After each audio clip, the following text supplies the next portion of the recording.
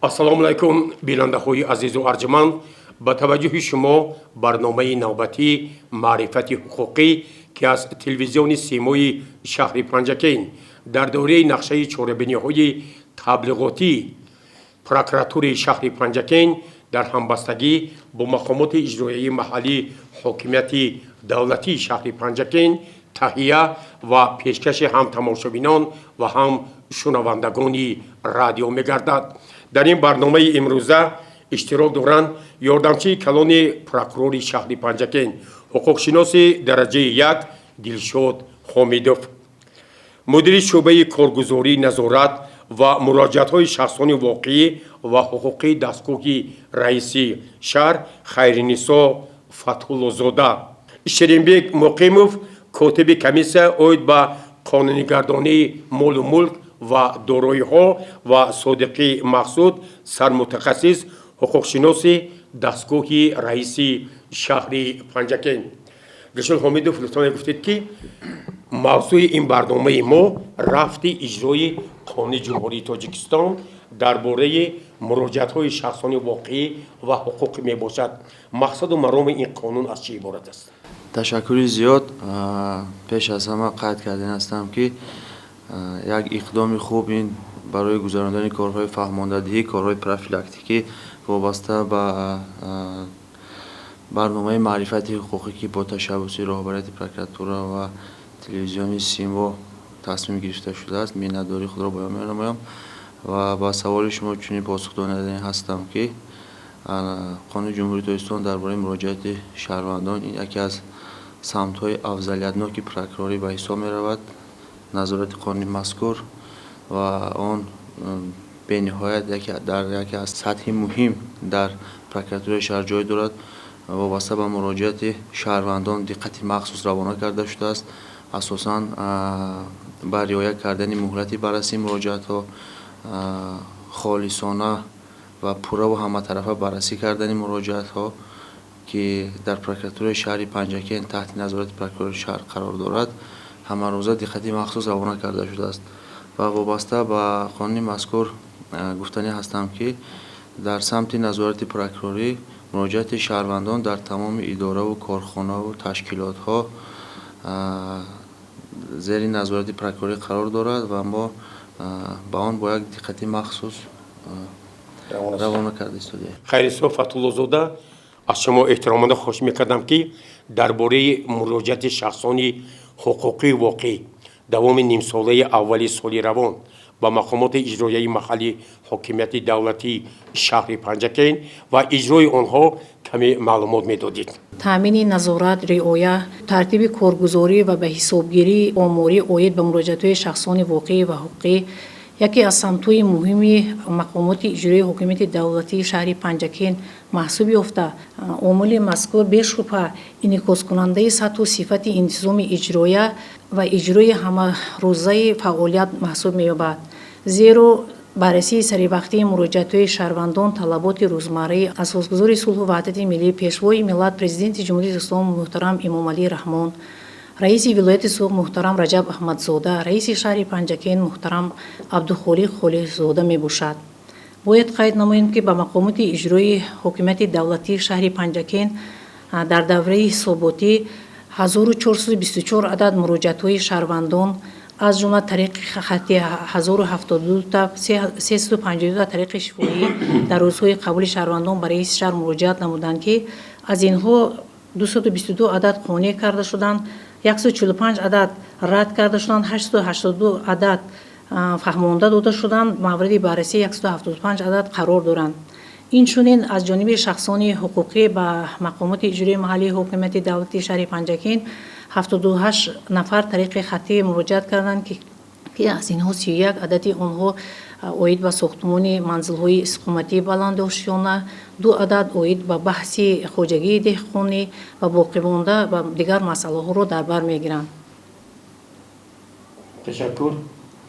маълума ҳамон боям ин алоида ва савол мардум раисам қабул мекунад ин дигар البته من در عموم چخیلی که شوید هستی در عموم گفتم 1424 عدد از جمله طریق شفاهی در روزهای قبول شهروندان که از جانب رئیس شهر بیوسته هر هفته روزهای شنبه قبول کرده می شود شهروندان از روی مسئله های گوناگون همگی 352 عدد مراجعت نمودند که هر یک مراجعت اونها به طبق ترتیبی مقرر شده به نظارت گرفته می شود و از نتیجه بررسی اونها خبردار کرده می شود. شیرین بیگ مقیموف شما کاتبی کمیسیه اوید به قانونگردانی مالی ملک و دارایی عمومی باشید. در نیم سال اول سال روان به همین کمیسیه چند مراجعت ها پیشنهاد گردیدند و اجرای آنها چطور عملی می شود؟ در نیم سال اول سال 2025 به عنوان کمیسیه 30 عدد مراجعت وارد گردیده است که از آنها 12 عددشون قانونی گردانیده شده است. باقی مانده مراجعت هایی که به عنوان کمیسیه وارد گردیده شده بود بنابر به طلبات نظامنامه‌ای کمیسیه و طلبات پیش‌بینی نموده قانونگذاری موافقت نکردنشان از جانب کمیسیه رد کرده شده است. در حالت شما قانون جمهوری تاجیکستان درباره عفو بنابر قانونگردانی دارایی‌ها و مبلغ‌های شهروندان در مد اول قرار دارد. همین قانون چطور اجرا می شود؟ قانون مذکور 2 ایلول سال 2021 قبول گردیده بود. طبق بندی 3 ماده 5 قانون مذکور شهروندان جمهوری تاجیکستان خود دارند که مال ملکی که به گرفتن روزی دخلدار یعنی به اجازتی مقامات وکالتدار باید به ساختمان که اجازه ساختمان را پیشنهاد می‌نماید ساخته شدگی باشند و قطعه زمینی که زیر این بناها قرار دارد برای ساختمان چنین بناها پیش بینی گردیده باشد، یعنی با طلبات صندوق معیاری حقوقی جمهوری تاجیکستان مطابقت نماید چنین ساختمان‌ها قانونی‌گردانی کرده می‌شوند. از ساختمان‌هایی که در قطعه زمین خود ساخت اشغال کرده شده و یا ساختمان‌هایی که گروه زمین‌هایی که برای ساختمان یا عموماً به زمین‌های محلی اولنشین تعلق ندارند ساختمان‌های بنیاد گردیده و دارای که حجت حکم کننده نمی‌باشند قانونگذاری مذکور نسبت چنین مالکیت تطبیق کرده نمی‌شود. پیش از وفات بعضی شهروندان بعضی پدر و مادران همین حوالی‌ها و مال و ملک‌های خود را حجت گذاری نکردند. یعنی پس از مرگ آنها فرزندان میتوانند برای قانونی‌گردانی همین سندها درباره زمین منزل به کمیسیه مراجعه کنند. بله چنین طلبات در قانون مذکور جای دارد. میراث شهروندانی که در دوام حیاتی همون وارث یعنی مقصد میراثگزار ساخته شدگی است و حجت حکمرانی قطعه زمینش که موجود میباشد که تصدیق کند که قطعه زمین مذکور با جدا گردیدگی بود و در دوام حیاتش مرحوم در آنجا ساختمان بنیاد کردگی استقامت کردگی و برای مقصد فعالیت صاحب کار استفاده بردگی باشد. چون این ساختمان اگر در قطعه زمینی که برای همون ساختمانی قانونی‌گردانی شونده ساخته شدگی باشد و به طلبات صندوق معیاری حقوقی جمهوری تاجیکستان مطابقت کند وارثان مرحوم اگر بین همدیگر وابسته به میراث بحث نداشته باشند در قانونگذاری مذکور چنین پیش بینی گردیده است میتوانند با راه پیشنهاد عریضه و از روی طلبات نظامنامه کمیسیه حجت‌های خود را به رسمیت درآورده به عنوان کمیسیه مراجعه نماید و کمیسیه در دور طلبات قانونگذاری مذکور آنها را بررسی نموده با قرار دخل قبول می‌نماید. اگر بحث وجود داشته باشد حالتی که بحث وجود دارد در طلبات کودکس مدنی هم آمادگی است چنین بحث‌ها از جانب سود بررسی کرده می‌شوند. حالت‌های تقسیمات میراث دیگر حالت‌ها که بحث داشته باشند اگر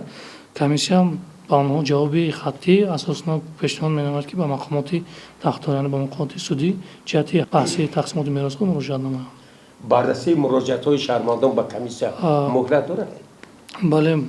وقت از اون که شهروند حجت‌های خود را به پورگی از روی طلبات نظامنامه کمیسیه پیشنهاد می‌نماید یعنی در طلبات نظامنامه کمیسیه آمده است 6 نامگوی حجت اساسی به کمیسیه پیشنهاد می‌شود. 6 نامگوی حجتی که تصدیق می‌کند که مالکیت دارای حجت حکم کننده میباشد و ساختمان بنا ساخته شدگی را تصدیق می‌نماید و مالک همان بنای ساخته شده کسی که همون شهروندی که باشد حجت پیشنهاد می‌کند همین حجت‌های پیشنهاد شونده باید که تصدیق چنین حالت را داشته باشد. به عنوان کمیسیه مراجعت که کرد حجت‌ها در مجموع پورا پیشنهاد گردیدگی باشد در دوام 20 روزی کاری کمیسیه قرار خود را نسبت چنین مالکیت дар ҳолати қонунӣ будан қабул менамад. шудааст ҳолатҳое ки баъзе муроҷиатҳо рад шудааст. бале чунин ҳолатҳо ҳам ҷой дорад. баъзан ҳолатҳое мешавад ки шаҳрвандон муроҷиат менаманд, ҳуҷҷати муайянкунандаи ҳуқуқи истифодабарии замин надоранд, қарори аввалин дараҷаи заминам вуҷуд надорад ва ё сертификати ҳуқуқи истифодабарии заминам вуҷуд надорад, вале сохтмон мавҷуд аст. бо чунин мазмун муроҷиат менаманд, аз сабабе ки ҳуҷҷати ҳуқуқ муайянкунанда надорад, мо ҳам вай муроҷиатро қабул карда наметавонем. қабул мекунем чун муроҷиати шаҳрванд аст. ба ҳангоми баррасӣ ҷавоби асосноб ба муроҷиаткунанда пешниҳод менамоем ки бо риояи чунин талаботи қонунгузорӣ муроҷиати шумо рад карда мешавад. муҳтарам Дилшод Ҳомидов, вобаста ба муроҷиатҳои шаҳрвандон ба мақомоти иҷроия, ба ҳамин комиссияи номбурда, ба прокуратураи шаҳр ҳам баъзеҳо муроҷиат карданд. ин масъалаҳо таҳти назорати прокуратура аст. дар ҳақиқат чӣ хеле ки дар боло қайд намудем, муроҷиати шаҳрвандон яке аз самтҳои муҳими афзалиятноки назорати прокурорӣ ба ҳисоб меравад. вобаста ба баррасии муроҷиатҳо дар мақомоти иҷроии маҳаллии ҳокимияти давлатӣ ва комиссия чӣ хеле ки намоянда аз котиби комиссия қайд намуданд, ба онҳо низ шаҳрвандон муроҷиат менамоянд ва муроҷиатҳои онҳо дар муҳлатҳои муқаррар намудаи қонун дар давоми 15 рӯз то 1 моҳ мавриди баррасӣ қарор мегирад. воқеан ҳам ташвишовар аст ки ҳолатҳои ҷой доранд ки саривақт баррасӣ накардани муроҷиати шаҳрвандон дар мақомоти иҷроии маҳаллии ҳокимияти давлатӣ ва комиссия низ ҷой доранд ки ин камбудиҳо дар якҷоягӣ бо мақомотҳои мазкур мавриди муҳокимаи ҷиддӣ қарор дода шуда, камбудиҳо бартараф карда шуда ва шахсоне ки ба чунин камбудиҳо, яъне риоя накардани муҳлат, холисона баррасӣ кардани муроҷиатҳо, объективона дидани баррасиҳои муроҷиати шаҳрвандон дар якҷоягӣ бо масъулини мақомоти прокуратура мавриди муҳокимаронӣ қарор дода шуда, камбудиҳои ҷойдошта бартараф карда шуда ва масъалаи баррасӣ кардани муроҷиати шаҳрвандон то ба ҳол зери назорати қатъӣ қарор дорад. тавре мо дар ибтидои барнома таъкид намудем, дар барномаи маърифати ҳуқуқӣ мақсудҷон Содиқӣ, сармутахассис ҳуқуқшиноси дастгоҳи раиси шаҳри Панҷакейн ҳузур доранд. мақсудҷон Содиқӣ, аз шумо хоҳиш мекардам ки нахуст вазифаҳои асосии сармутахассис ҳуқуқшиносро ба бинандаҳо шарҳ медодед ва фаъолияти шумо дар самти иҷрои қонуни ҷумҳурии Тоҷикистон вобаста ба муроҷиати шахсони воқеӣ ва ҳуқуқӣ чӣ тавр амалӣ мешавад? ӯҳдадории асосие ки ба мо вогузор шудааст, ин баррасии муроҷиатҳои шахсони воқеӣ ва ҳуқуқӣ ва мутобиқ будани санадҳои меъёри ҳуқуқӣ, яъне санадҳои ҳуқуқие ки аз ҷониби раиси шаҳри Панҷакейн қабул мегардад, ба мутобиқати онҳо ба Конститутсияи ҷумҳурии Тоҷикистон, санадҳои меъёри ва дигар қонунҳои конститутсионӣ мебошад. вобаста ба қонуни ҷумҳурии Тоҷикистон дар бораи муроҷиатҳои шахсони воқеӣ ва ҳуқуқӣ қайд карда ҳастам ки ҳуқуқи муроҷиат кардан ба мақомоти давлатӣ яке аз ҳуқуқҳо ва озодиҳои сиёсии инсон ва шаҳрванд мебошад ки омили муҳими рушди демократии мамлакат мебошад. дар ин замина қонуни ҷумҳурии Тоҷикистон дар бораи муроҷиати шахсони воқеӣ ва ҳуқуқӣ аз 23 июли соли 2016 таҳти рақами 1339, яъне 1339 қабул карда шудааст ки аз 5 боб ва 27 модда иборат мебошад. яке аз заминаҳои асосии ҳуқуқие ки ин давлат ба шаҳрвандон барои муроҷиат кардан гузошта шудааст, ин талаботи моддаи 31 Конститутсияи ҷумҳурии Тоҷикистон мебошад ки тибқи он шаҳрванд ҳуқуқ дорад шахсан ва ё якҷоя бо дигарон ба мақомоти давлатӣ муроҷиат намояд. чӣ хеле гуфтем қонуни ҷумҳурии Тоҷикистон дар бораи муроҷиати шахсони воқеӣ ва ҳуқуқӣ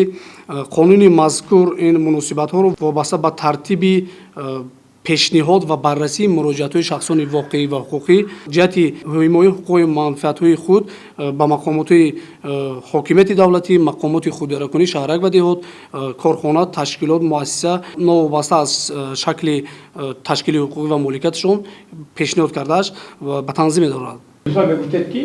мафҳумҳои шахсони воқеӣ ва ҳуқуқӣ чиро мефаҳманд? қонунгузории шахсони воқеӣ гуфта, яъне ки шахсони воқеӣ ин пеш аз ҳама шаҳрвандон ҳамон шахси воқеӣ, яъне ки шахсест ки танҳо шахси масалан шаҳрванд муроҷиат мекунад, шахси ҳамчун шахси воқеӣ ҳастанд корхона, ташкилот, муассисаҳо, ҷамъияти дорои масъулияташ дигар намуди ҷамъиятҳое ки шахси ҳамчун ба сифати шахси ҳуқуқӣ баромад мекунанд, онҳо шахси ҳуқуқӣ ҳисоб мераванд. ташаккур. ماده 5 همین قانون رو کمی شرح میدادید؟ طبق طلبات ماده 5 قانون جمهوری تاجیکستان درباره مراجعت شخصان واقعی و حقوقی، یعنی منع بودن محدود کنی حقوق هنگام پیشنهاد مراجعت ها می باشد. یعنی در آنجا در ماده 5 ذکر کرده شده است که هنگام عمل نمودن حقوق مراجعت محدود کنی وابسته به ملت، نژاد،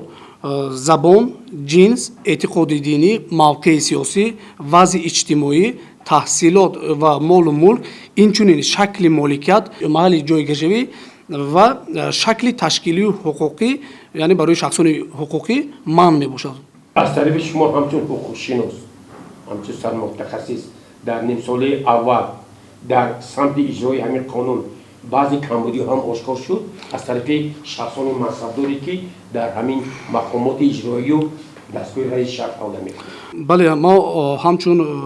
سرمتخصص حقوقشناس دستگاه رئیس شهر موادها و دیگر حجت‌هایی که به ما طبق روابط به ما واگذار کرده می شود بودن حالت‌هایی که از جانب مسئولین وابسته به رعایت و اجرا نکردن قانون جمهوری درباره مراجعه شخصان واقعی و حقوقی، یعنی که ویران کردن مهلت بررسی مراجعت، ویران کردن مهلت از روی تابعیت ارسال نمودن مراجعت‌ها جای داشتند، جهت برطرف نمودن آنها با سندهای داخلی رئیس شهر، یعنی تطبیق مجازات انتظامی پیشگیری کرده شده، کمبودی‌ها برطرف کرده شده. در انجام مصاحبه با شهروندان شهر پنجکه مراجعت نموده گفتنی هستم که طبق نظامنامه کمیسیون به قانونی گردانی دارایی‌ها و مبلغ‌های شهروندان جمهوری تاجیکستان که در اساس قرار حکومت جمهوری تاجیکستان از 27 آگوست سال 2021 نامه 327 قبول گردیده است. موافق ضمیمه 3 قرار مذکور شهروندان چون که در پیش قید نمودیم 6 نامگوی حجت به عنوان کمیسیون باید پیشنهاد نمایند. پیش از همه نمونه عریضه که با نظامنامه مذکور تصدیق که با قرار مذکور تصدیق کرده شده است و حجتی حقوق معین کننده حقوق پیدایش استفاده بر زمین این در نظر دارد. قراری اولین درجه میگن قراری که قطعه زمین با همونش است جدا گردیده است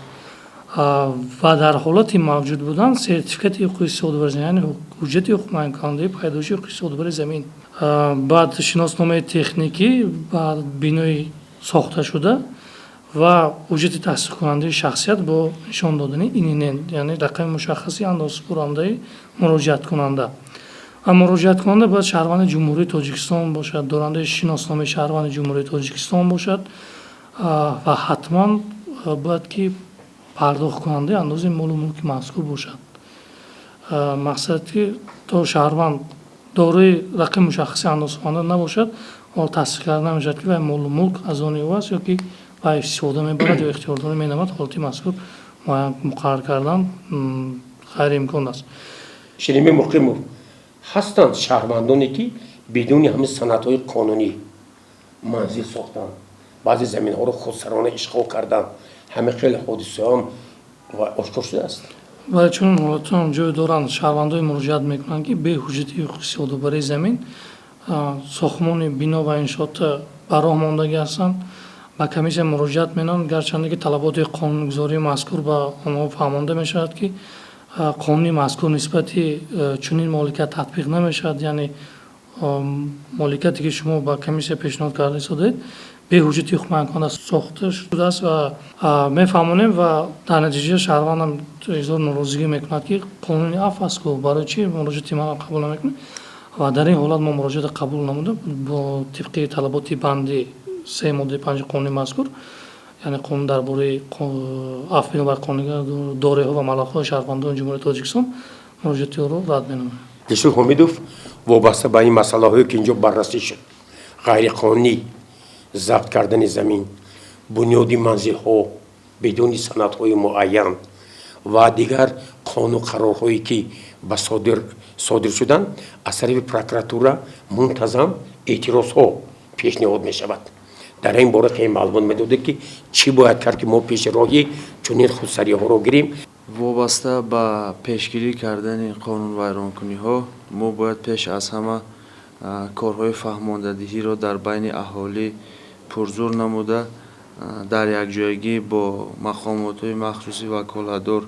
گروه های کاری تأسیس داده و جماعت های دوردست اطراف شهر و دیگر ده هایی که کمی باشد هم سطحی فهمش قانونگذاری در آنجا پست است. باید گروه های کاری تحصیلات طلبات قانونگذاری به آنها فهماندن در کار و پیش روی قانونشکنی را کمی باشد هم پست کردن در کار، زیرا وابسته به ساختمان های خودسرانه و غیرقانونی اشغال کردن قطعه های زمین یکی از پرابلم های مهم و باعث تاسف است که در شهر پنجکین به نهایت جای دارد. یعنی خودسرانه اشغال کردن قطعه زمین و ساختمان های خودسرانه. من وابسته به حسابات های پروکراتور شهر پنجکین در این سمت گفتنی هستم که تنها در دوام 6 ماه سپری گشته وابسته به غیرقانونی اشغال کردن قطعه زمین و ساختمان خودسرانه در زمین هایی که غیرقانونی گرفته شدند 35 عدد پرونده های جنایتی آغاز کرده شدند که اکثریت آنها در سمت قانونگذاری زمین روانه کرده شده است که در داخل پرونده جنایتی آغاز کرده شده شخصانی منصبدار نیز متاسفانه جای دارد که برای غیرقانونی صاحب شدن قطعه زمین مساعدت کردند. قطعه زمین را غیرقانونی قطعه زمین کشاورزی را فروختند.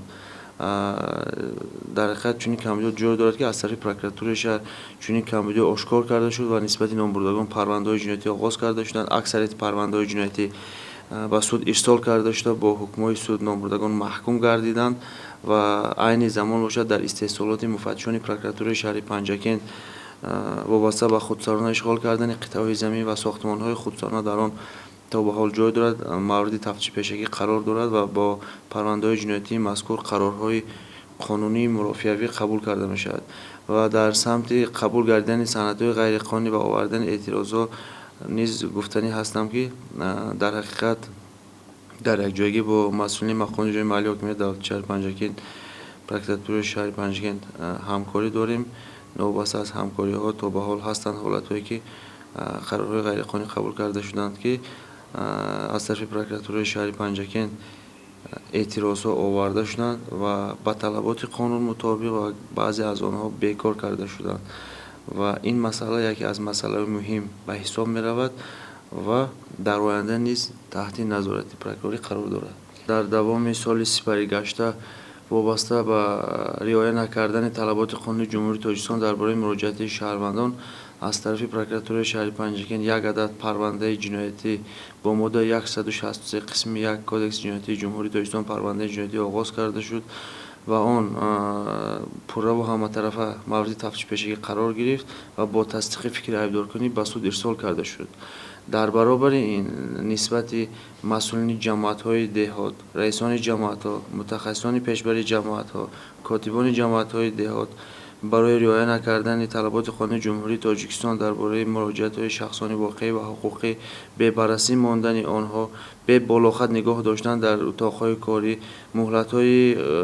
آنها را ویران کردن و سری وقت بر مؤلفان جواب‌های خطی ارسال نکردن با ماده 87 کدکس حقوق ویرانکنی مأموری جمهوری تاجیکستان پرونده حقوق ویرانکنی مأموری آغاز کرده شد و آنها به سود ارسال کرده شده. نسبت شخصان منصبدار جزاهای جریمه تطبیق کرده از آنها جریمه‌های مأموری رویانده شده و این مسئله نیز منتظم سنجش‌های پروکراتوری ادامه دارد. در این سال در قانون جمهوری تاجیکستان درباره مراجعات شخصان واقعی در برابر آنی که یک قطار عهده‌داری که به ذمه مقامات و تشکیلات‌هایی که مراجعات شهروندان رو بررسی می‌نمایند در برابر این در اساس ماده 8 قانون جمهوری تاجیکستان درباره مراجعات شخصان واقعی یک قطار عهده‌داری که هنگام پیشنهاد نمودن مراجعات یعنی عهده‌داری شخصان واقعی جای دارد که این یکی از متن مراجعات‌های خطی و حجت‌های ضمن شده رو در شکل خوانده شونده به مقامات و تشکیلات داخلدار یعنی پیشنهاد نمایند. دیگرش آن است که به شخصان منصبدار و شخصان وکالتدار دیگر احترامانه مناسبت نمایند، به استفاده افاده‌های قبیح و تحقیر کننده تهدید به حیات و سلامتی و مال و ملک شخص بررسی کننده مراجعات یا اعضای عائله آن راه ندهند. یعنی که هنگام بررسی و پیشنهاد اما مراجعات ها باید که شهروندان و شخصان واقعی